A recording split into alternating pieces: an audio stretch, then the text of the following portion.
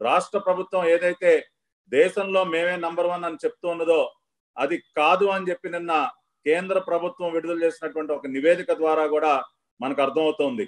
నిన్న media briefing లో కేంద్ర ఆరోగ్య శాఖ మంత్రిత్వ శాఖ ప్రతినిధి నిన్న ఒక జాబితాను విడుదల చేయడం జరిగింది. మన దేశంలో 140 టెస్టులు పర్ డే పర్ మిలియన్ కంటే ఎక్కువగా చేసేటటువంటి 31 రాష్ట్రాలు యూనియన్ టెరిటరీస్ యొక్క జాబితాని నిన్న కేంద్ర ఆరోగ్య శాఖ మంత్రిత్వ శాఖ విడుదల చేయడం జరిగింది. 31 states which are performing more than 140 test per million per day. ఆ జాబితా కనుక ఒక్కసారి మనం పరిశీలించినట్లయితే ఈ 31 రాష్ట్రాల జాబితా, రాష్ట్రాలు మరియు కేంద్ర పాలిత రాష్ట్రాల యొక్క జాబితాలో ఆంధ్ర రాష్ట్రం పేరు లేదు. నిజంగా గనక మీరు దేశంలోనే నంబర్ 1 అయితే టెస్టింగ్ లో ఆంధ్ర రాష్ట్రం యొక్క పేరు ఆ జాబితాలో ఎందుకు లేదు? 31 రాష్ట్రాల జాబితా, టెస్టింగ్ అధికంగా చేస్తున్నటువంటి 31 రాష్ట్రాలు కేంద్ర పాలిత ప్రాంతాల జాబితాలో మరి ఆంధ్రప్రదేశ్ నంబర్ 1 స్థానంలో ఎందుకు లేదు? ఎందుకని కేంద్ర ప్రభుత్వం ఆంధ్రప్రదేశ్ లో జరుగుతున్నటువంటి టెస్టింగ్ ని పరిగణనలోకి తీసుకోలేదు? ఆ జాబితాలో ఆంధ్ర రాష్ట్రం యొక్క పేరుని ఎందుకు చేర్చలేదో ఇవాళ జగన్మోహన్ రెడ్డి గారి ప్రభుత్వం సమాధానం చెప్పాలి. ఇవాళ ఆ జాబితా గనక మనం పరిశీలించినట్లయితే అనేక పొరుగు రాష్ట్రాల యొక్క పేర్లు కూడా దానిలో ఉన్నాయి.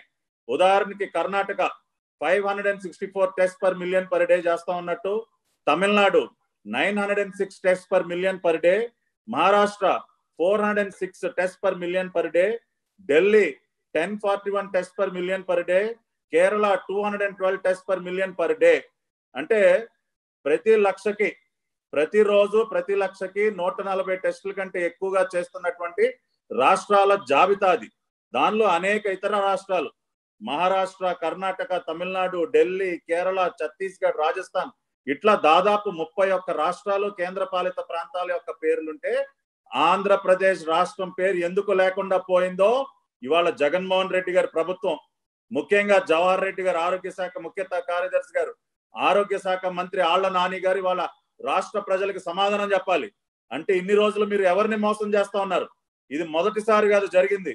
జూలై 19వ తేదీన ఆ రోజున కేంద్ర మంత్రిత్వ శాఖ 19 రాష్ట్రాల జాబితా విడుదల చేసింది. 140 test per million per day కంటే ఎక్కువ చేస్తున్నటువంటి టాప్ 19 స్టేట్స్ యొక్క లిస్ట్ లో కూడా ఆంధ్రప్రదేశ్ పేరు లేదు. ఇవాళ ఇది రెండోసారి. నిన్న విడుదల చేసినటువంటి 31 రాష్ట్రాలు కేంద్ర పాలిత ప్రాంతాల జాబితాలో కూడా ఆంధ్రప్రదేశ్ పేరు లేకపోవటం దేనికి సంకేతం? అంటే మీరు చేస్తున్నటువంటి టెస్టుల్ని ఇవాళ కేంద్ర ఆరోగ్య శాఖ పరిగణనలోకి తీసుకోవట్లేదా? ICMR వారు పరిగణనలోకి తీసుకోవట్లేదా? మీరు చేస్తున్నటువంటి టెస్టులన్నీ బోగస్ గా వాళ్ళు పరిగణిస్తా ఉన్నారా?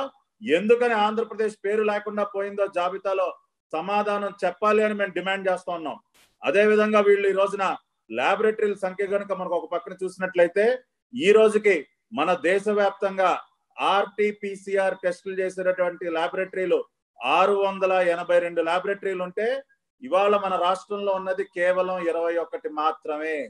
682 ల్యాబొరేటరీలు దేశవ్యాప్తంగా ఉంటే మీరు కేవలం 21 మాత్రమే మన రాష్ట్రంలో పెట్టి ఎవడిని మోసం చేస్తారు? ఈ రోజున టెస్టింగ్ లో నంబర్ 1 అని చెప్పి ఎందుకు ఈ బోగస్ కబుర్లు చెప్తా ఉన్నారు? ఎందుకు ప్రజల ప్రాణాలతో చెలగాటం ఆడుతా ఉన్నారో ఈ రోజున రాష్ట్ర ప్రజలకి సమాధానం చెప్పాలి. నిజంగా గనక మీరు చెప్తున్నట్టు దేశంలోనే అగ్రగామిగా టెస్టులు గనక జరుగుతూ ఉంటే ఒక టెస్ట్ రిజల్ట్ కోసం ఒక పేషెంట్, ఒక కరోనా బారిన పడినటువంటి ఒక పేషెంట్ 10 రోజుల పాటు ఎందుకు వేచి చూడాల్సినటువంటి పరిస్థితి ఏర్పడింది? టెస్ట్ రిజల్ట్ కోసం ఎదురు చూస్తూ తమ ప్రాణాలు ఎందుకు కోల్పోతా ఉన్నారో కూడా ఈ రోజున రాష్ట్ర ప్రభుత్వం సమాధానం చెప్పాలి. నిజంగా గనక మీరు అంత పారదర్శకంగా, అంత మంచి ప్రమాణాలతో, అంత అత్యున్నతంగా మీరు గనక టెస్టులు చేస్తూ ఉంటే ఇవాళ కేంద్ర ప్రభుత్వం విడుదల చేసినటువంటి జాబితాలో ఆంధ్రప్రదేశ్ యొక్క పేరు లేకుండా ఎందుకు పోయిందో కూడా సమాధానం చెప్పాలని డిమాండ్ చేస్తా ఉన్నాం.